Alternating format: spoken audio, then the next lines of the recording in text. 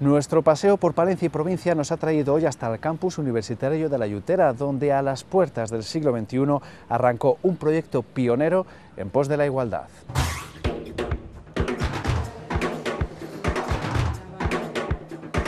Aquí se puso en marcha la primera cátedra de género del país, con unos estudios formativos específicos que ha desarrollado numerosas iniciativas en torno a este campo para avanzar en la igualdad efectiva entre hombres y mujeres.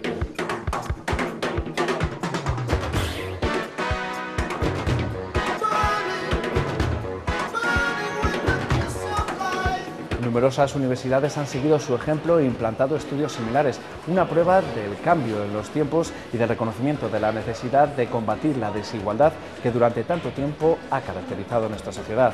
Hoy les presentamos la Cátedra de Género de la Universidad de Valladolid.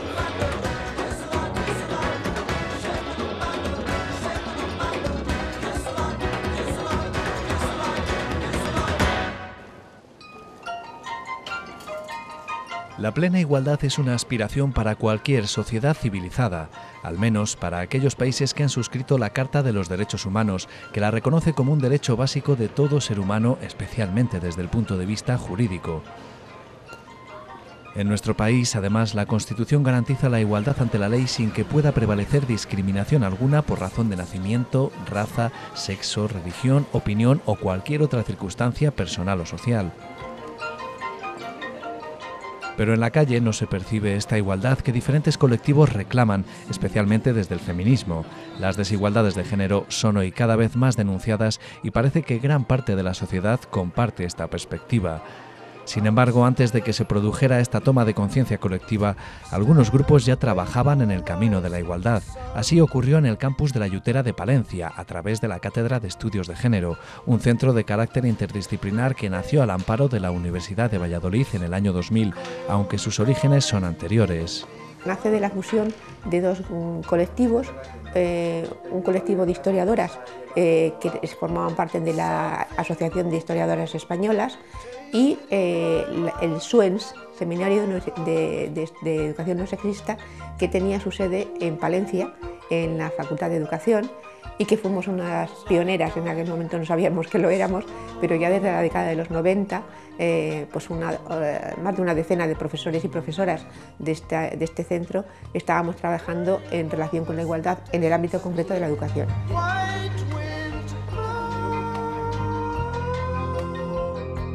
Nos fusionamos y decidimos que tenía que ser algo más interdisciplinar y más grande y que debería de incorporar a todas las áreas posibles, y en el año 2000 se creó la cátedra, se aprobó en el Consejo de Gobierno de la Universidad la Cátedra de Estudios de Género, y ahora mismo somos cerca de 50 profesores y profesoras.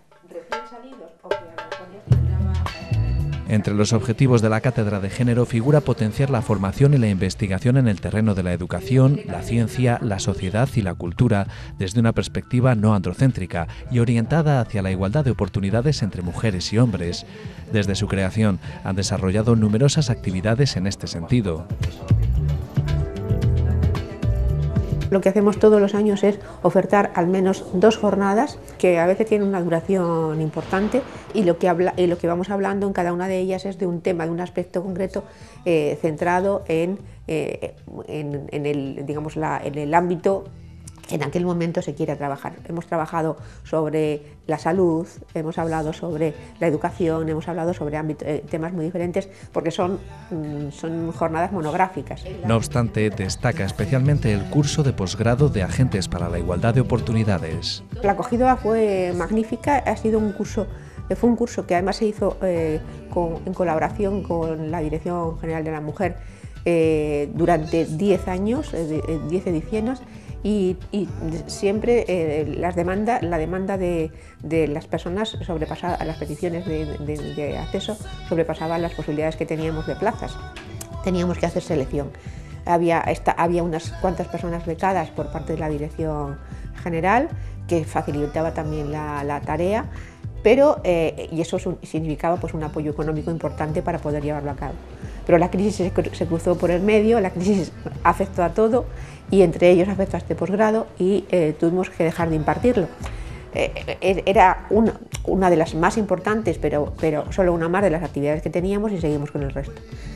Y bueno, pues así hemos estado hasta el año pasado, que nos replanteamos ya que teníamos que recuperar los estudios de posgrado en igualdad en la universidad a través de la cátedra. Estudios que, como la defensa de la igualdad, no son ni mucho menos terreno vedado a los hombres. Los hombres no podemos permanecer ajenos a este mensaje. Cuando te acercas al mensaje y percibes el sentido de este mensaje, pues ves que es una cuestión sencilla, especialmente para personas educadas en sociedades democráticas, ¿no? En sociedades que deberían regirse por los principios de igualdad, libertad y solidaridad. Tenía una cierta empatía y una cierta inquietud por estas cuestiones desde joven, y durante la carrera, estudiando filosofía, conocí a Alicia Puleo, que fue 13 años directora de la Cátedra de Estudios de Género, que ahora dirige María Teresa Alario, y bueno, ella y su asignatura, que era una asignatura de ética aplicada en general, me ofrecieron claves para entender el mundo en el que vivo y entender cómo me he construido yo como persona, como hombre en este caso. El posgrado de especialista en estudios de género y gestión de políticas de igualdad está pensado para que la sociedad avance en el camino de la equidad, especialmente en ciertos ámbitos profesionales. Tiene dos partes separadas por ese I. Estudios de género quiere decir, para toda persona, sea quien sea del ámbito profesional que sea, vamos a poner periodismo, porque estamos aquí hablando con periodistas, en medicina, enfermería, profesionales de la educación, psicólogos, etcétera. Bueno, eso es lo que intentamos cubrir con esa primera parte de especialista en estudios de género, ver un panorama de todos los estudios que se están haciendo en esos ámbitos. Y luego, gestión de políticas de igualdad, que sería para aquellas personas que quieren dedicarse a, como es el caso de los agentes de igualdad, a desarrollar políticas de igualdad en las administraciones o en las entidades privadas. Son estudios que nos enseñan cómo funciona nuestro mundo, ¿no? Y además nos enseñan que este mundo está funcionando de una manera injusta. Durante años se ha transmitido este tipo de conocimientos a todos aquellos que por diferentes motivos se han acercado a estos estudios en defensa de la igualdad, que cada año tienen una mayor demanda. Vimos que había una bolsa de gente que estaba esperando que esto se volviera a ofertar de alguna manera, que hubiera unos estudios.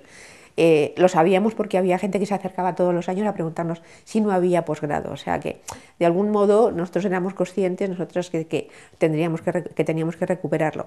Lo que pasa es que esa recuperación la hacemos cambiando totalmente el contenido y el formato, incluso el título de los estudios de posgrado, porque estamos en otro momento y veíamos otras necesidades. Justo el año que acabé el grado y que iba a empezar el mundo de después de la universidad, empezaba este posgrado de género. Y como sí que quería hacer tesis y quería seguir un poco en lo que es la investigación, sobre todo con la perspectiva de género y de cómo se representa a las mujeres, la verdad es que fue como el momento perfecto. Fue fundamental el querer saber qué es lo que queda por hacer y de dónde viene el movimiento por la igualdad, el feminismo, qué es lo que se ha hecho, qué es lo que podemos aportar. Se dieron esas circunstancias y coincidió que se sacó esta cátedra de estudios de género y me animé, y durante todo el año ha sido una experiencia súper positiva. Una experiencia que supone, sobre todo, un cambio de perspectiva para quienes apuestan por estos estudios. Cuando un hombre o incluso una mujer conoce la teoría de género, lo primero que entra es en crisis existencial, es decir, empieza a plantearse todo lo que hace, desde la forma en que se viste hasta el momento que se viste, porque todo es fruto de una cultura androcéntrica. El machismo y la discriminación de género es algo tan intrínseco que muchas veces ni siquiera nos damos cuenta y lo hacemos un poco de manera inconsciente. Entonces, unos estudios de posgrado, además de capacitar un poco más de cara a la vida académica, también en lo que se refiere al día a día, ayudan a plantearse muchas cosas y a plantearse por qué las cosas se hacen como se hacen o se dicen como se dicen y no de otra manera. Un ejemplo muy tonto, en las elecciones catalanas, no recuerdo exactamente de cuándo, fue trending topic a la vez presidente y Z, Inés presidenta. Eso es discriminación de género, porque a él se están refiriendo por el apellido y a ella por el nombre.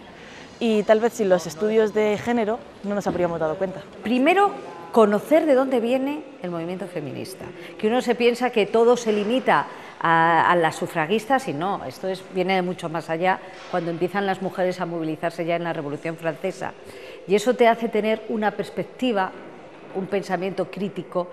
Tú cuando la historia, estudiar historia viene a ser eso, conocer para actuar, para reflexionar y para sacar tus conclusiones. Para mí eso fue muy importante a la hora de afrontar cuando se habla de feminismo, qué es, cuando se habla de igualdad, qué es, y también de lo que queda por hacer.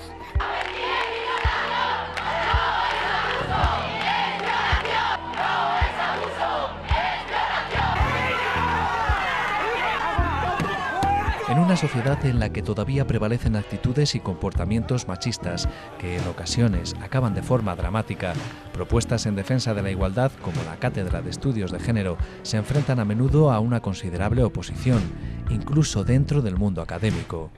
Ahora mismo todavía somos más conscientes de que hay una cierta resistencia, que yo creo, y lo digo sin miedo, porque la vida es así, que se va a poner peor, o sea, que la situación se va a complicar. Pero la verdad, digo porque se está haciendo manifestaciones explícitas cuando antes eran mucho más soterradas, ¿no?, sobre el tema.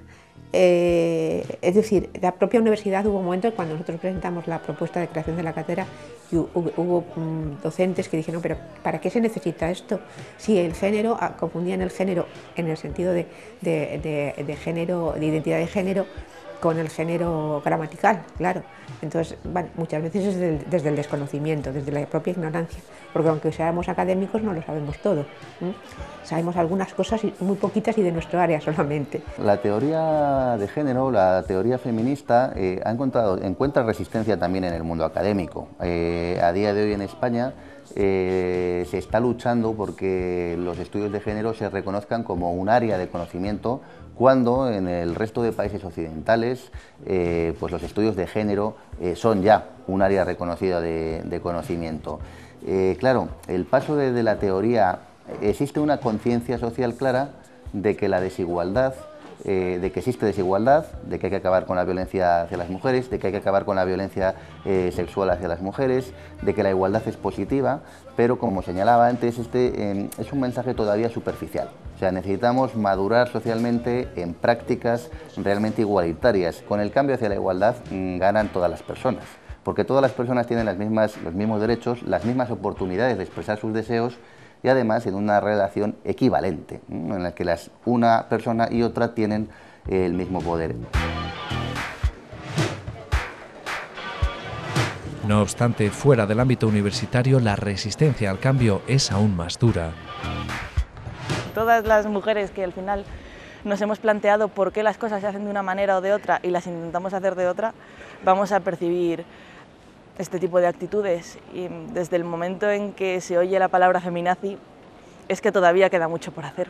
Nos cuestionan permanentemente el hecho de que las relaciones sexuales consentidas o no consentidas, que la mujer se aprovecha, y la violencia de género existe y es un problema real y existe entre adolescentes y cada vez va a más, y las jóvenes cada vez son más vigiladas por sus amigos, entre comillas, a través de las redes sociales, y eso es una realidad, Y la música, como el reggaetón, por ejemplo, que está tan de moda, tampoco contribuye a la igualdad entre hombres y mujeres. Desde hace años hay numerosas teóricas trabajando en la cuestión de la involución, o sea, que entienden que hay una involución en el camino hacia la igualdad.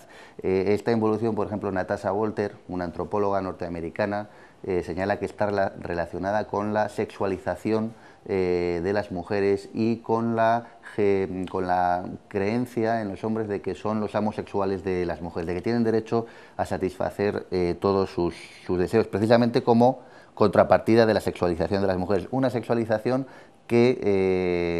hipersexualización que se realiza desde que son pequeñas, ¿no? Antes, cuando tú y yo nacimos, nos vestíamos de blanco los bebés chicos y los bebés chicas. Ahora el rosa y el azul, los juguetes relacionados con el cuidado y la crianza y la construcción estética de sí mismas para las mujeres, para los chicos todos los demás juguetes, ¿no? Y los juguetes, estos juguetes, ¿no? Las Nancy's, las Barbies y tal, están sexualizados, están hipersexualizadas ya desde su comienzo.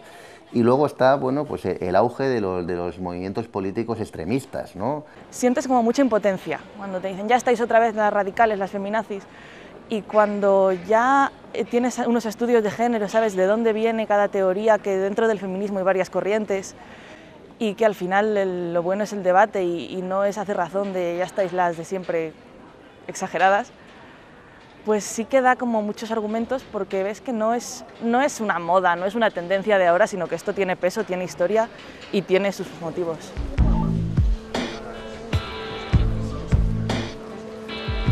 La realidad, sin embargo, justifica cada día no solo la existencia de esta cátedra, sino la necesidad de un cambio de mentalidad en toda la sociedad.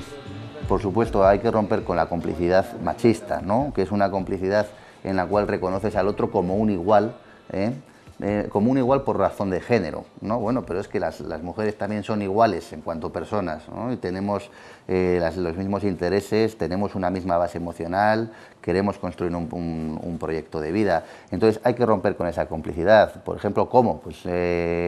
Pues criticando el hecho de que exista todo un mercado de tráfico de mujeres en situación de prostitución. O sea, no, si acudes a los sitios donde las mujeres se encuentran en situación de prostitución, está siendo responsable de la reproducción de todo este nicho de desigualdad humana. Lo tenemos tan asumido, tan interiorizado, se ve tan natural, que no nos damos cuenta de que en realidad no es naturaleza humana, sino hábito.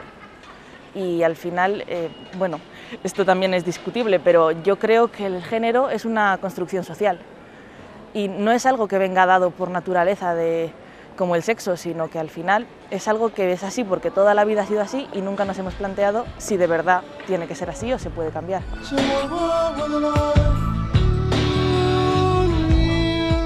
Para conseguir este cambio, desde la Cátedra de Género apuntan a un elemento clave, la educación, con una especial atención a una utilización más igualitaria del lenguaje. La educación en todos sus niveles. Lógicamente, nosotros como formadores de formadores, en el caso de educación, o como formadores de profesionales, en el caso del resto de facultades, tenemos la obligación de afrontar ese tema. Y eso se consigue con políticas efectivas, con políticas efectivas y con políticas de educación, porque el comienzo está en la educación. El comienzo está en que niños y niñas perciban que tienen las mismas posibilidades de vestir como quieran, de jugar a lo que quieran, de construir el proyecto que quieran desde su infancia. La discriminación está en las raíces de la sociedad.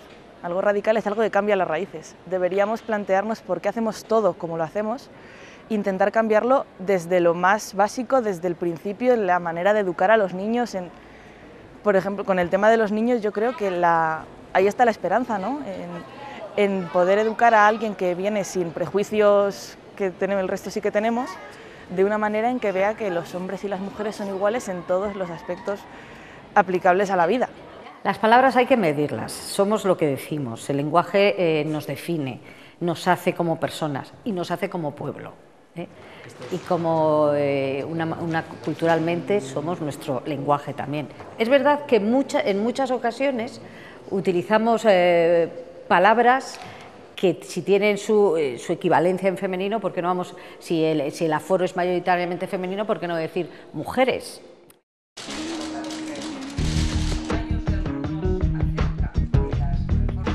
Entre quienes más influyen en el lenguaje están los medios de comunicación.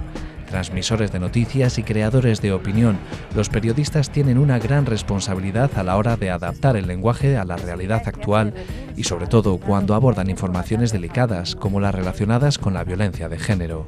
En muchísimas ocasiones no actuamos bien, no sabemos enfocar la noticia, hemos pecado de sensacionalismo con historias que no son sensacionalistas para nada. Nos comentaban, y tienen razón, esta manera de colocar cuando hay un caso de violencia de género en el apartado de los sucesos. No es un suceso, es un problema social y como tal hay que afrontarlo. ¿Qué aporta dar datos de la víctima? No aporta nada, es que no aporta nada. decir si la víctima se llevaba bien con el marido, no se llevaba bien con el marido, trabajaba donde trabajase, porque eso normalmente no lo dices, porque lo único que haces es incides en el cotilleo y con eso das pie al pábulo, a la especulación sobre si esa mujer se pudo o no se pudo merecer que acabara pasando lo que la pasó. Los medios, en cierta manera, estamos educando a la población y la manera en la que hablan los medios es la manera en la que acaba hablando la población, y esto se ha visto muy claro con toda la violencia de género que antes se llamaba crímenes pasionales y se justificaba en los celos, y en eso los medios tienen una responsabilidad enorme en cuanto a tratar las cosas como son, hablar de asesinatos, hablar de mujeres a las que matan, que no mueren, y en la manera de tratar estos temas al final determina cómo se ven también desde la sociedad.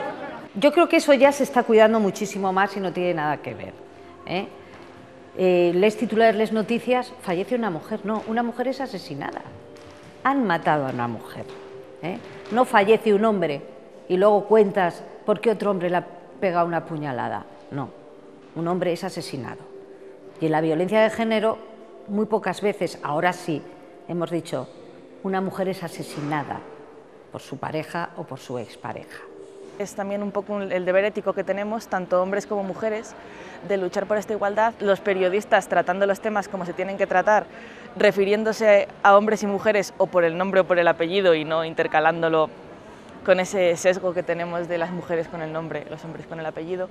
También desde el ámbito académico, investigando este tipo de cosas y haciéndolas cercanas a la gente, que no se queden las tesis en las bibliotecas para otros doctorandos, sino que lleguen a la calle y la gente de verdad sepa por qué la imagen de la mujer ahora es como es y no de otra manera. Creo que todos podemos hacer mucho al respecto y que deberíamos hacerlo. Todos tenemos los mismos derechos, mujeres y hombres, y no tiene por qué haber desigualdades.